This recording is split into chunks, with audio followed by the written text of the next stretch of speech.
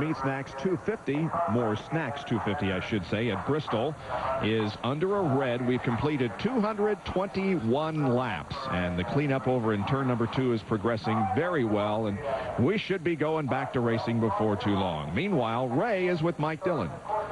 Well, Bob, things have cooled down a little bit down here, Mike. We saw a bit of a scuffle over there. What exactly happened in your eyes? I don't know. We were out there racing pretty hard, and Michael and I got into it at Darlington, and I got into him, and he wrecked his race car. Didn't mean to do it there. Here, I was trying to give him all the room I could out there. Several times he got under him, I let out of it. Over here, I didn't mean to, get into him, but him and McLaughlin got together first.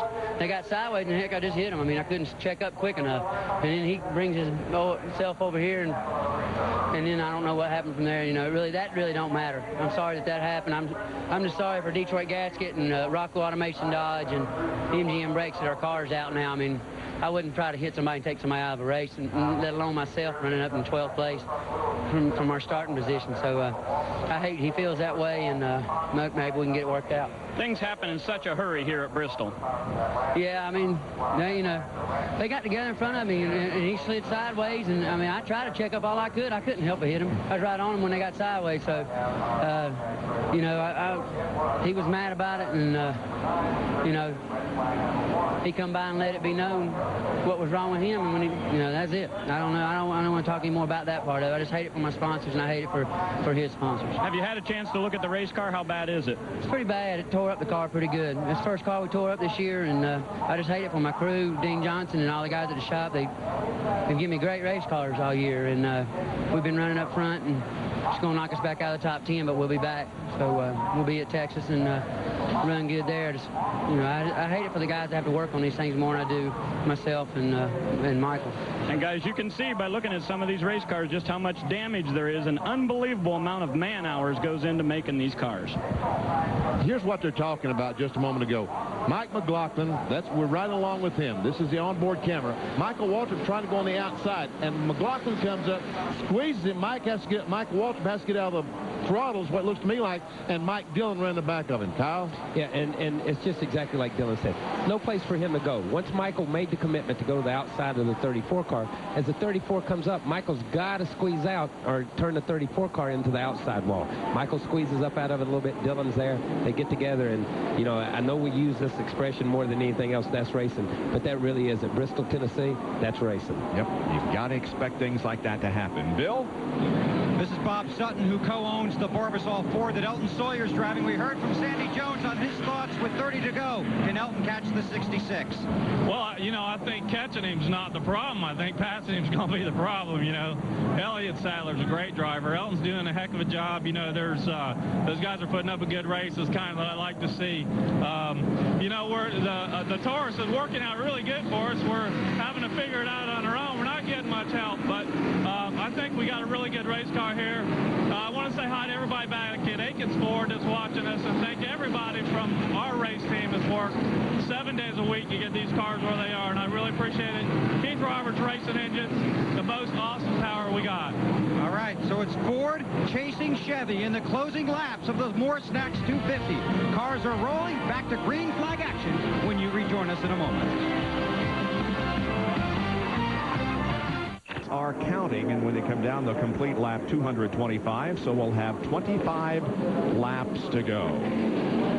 Well, Elton Sawyer is running in second position, and his wife, Patty Moise, is doing real well. She's a lap down, but is very close to the top 10 in 11th place. And Patty, there she is, the Road Sport, as she lost that lap early on. And since then has run in the lead lap all day long. Has a great run going. This is a team car, the Michael Waltrip team. Bill, what you got for us? Hey, Benny, you saw that restart last time, didn't you? The 38 trying to rope in the 66? Yes, I did. Okay, well, watch it again, because now we've got a car going around the track. Bobby Hillin has his hood over the windshield going down the... Oh, don't run that truck. He just missed the truck down there. Always excitement here at Bristol, but it takes Elliott about 5 to 10 laps for his tires to come in. He's going to be very tight when we go back to green.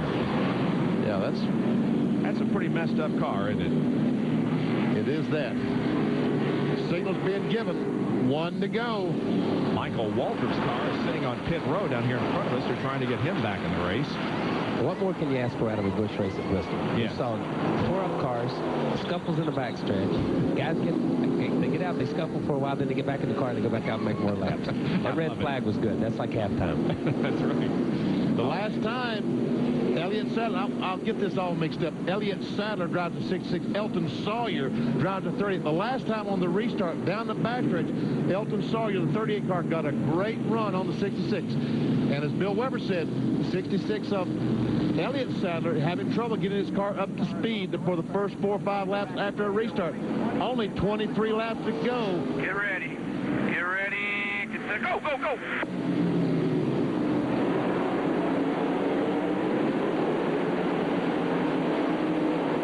And Sawyer heads for the top of the racetrack again. However, Sadler hangs on to the lead, and now Kenseth at number 17 tries to take second from Sawyer. That's what Sawyer was trying to do. He was trying to get high and get that same run again. Did not quite work. It might have worked against him because it might give Elliott Sadler those 4 or 5 laps that his car needs to get up to speed.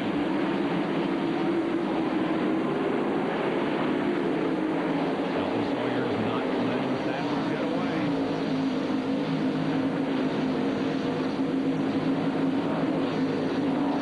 Elton has never won here at Bristol. His best finish 4th in the fall race in 1987, 10 years ago. The race, Elliott Sadler has Dave Blaney showing smoke. That's out the exhaust pipe. That's not very good. Here's the battle for 4th spot. 57, Jason Keller, the 3 car, Dale Earnhardt Jr. Earnhardt Jr. was the pole-sitter of the race, right now back in 5th spot.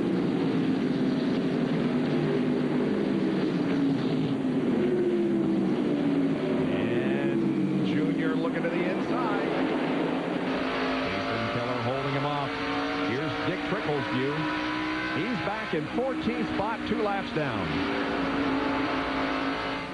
There he Oh, some contact. Did Jason want to save it? Whoa, he did. How did he do that? How did he do that? He was sideways from the exit of corner number 4 to the finish line and gathered it back in. I think the outside wall helped him just a touch right there. He got it on the right rear, but incredible job of driving and keeping it under control. Wow. Does that heat up those radial tires to the point that a couple laps for him to come back, Kyle? It takes a couple of laps for him to come back because he was in a 4-wheel drift, so it heated up all 4 of them. You know, it wasn't like he just buzzed the rear tires. So he's going to have to be patient here and let him come back to him. Did you see Earnhardt Jr. almost slap the wall on the right side as he came off the 4th corner? Sure did. It's a good thing they got 4 feet of racetrack there. He would hit the wall.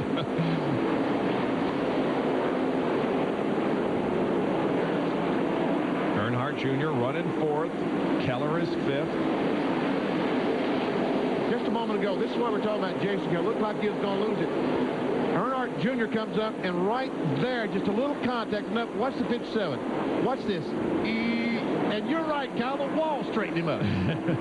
Sometimes that's all it takes, just a little bit of turn.